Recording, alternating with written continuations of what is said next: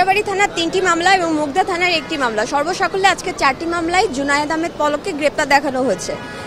একটু লক্ষ্য করলে দেখা যায় যে এই মামলাগুলো যে রুজু করা হয়েছে ঘটনার তারিখ হতে দীর্ঘ সময় পর ফেব্রুয়ারি এবং মার্চে রুজুকৃত মামলায় তাকে আজকে গ্রেপ্তার করা হয়েছে।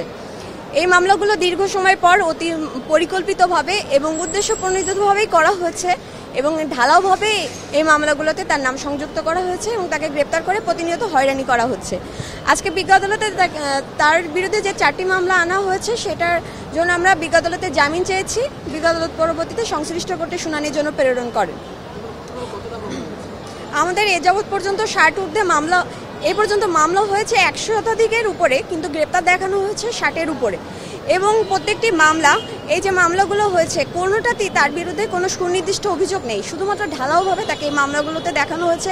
তার বিরুদ্ধে কোনো ধরনের তথ্য উপাত্ত কিংবা আলামত কোনো কিছুই নেই।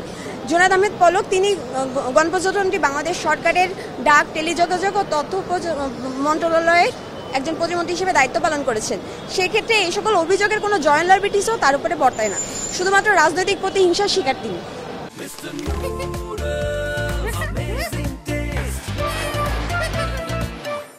ফ্যাসিস্ট হাসিনার সহযোগীদের মধ্যে বিভিন্ন সময়ে তার মন্ত্রিসভার অবৈধ মন্ত্রী কামরুল ইসলাম, আনিসুল হক এবং শাহজাহান খান, তারপরে সালমান এফ রহমান, হাসানুল হক ইনু এবং রাশেদ খান মেনন সহ এবং পুলিশের সাবেক আইজিপি আব্দুল্লাহ আল মামুন এবং সাংবাদিক ফারজানা রূপা, শাকিল আহমেদ এবং সাবেক এমপি আব্দুল্লাহ আল জ্যাকব এবং আরেকজন হলো নবী নেওয়াজ।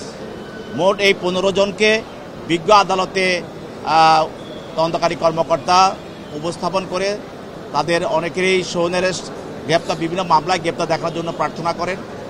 তার মধ্যে 3টি মামলায় রিমান্ডের প্রার্থনা করেন।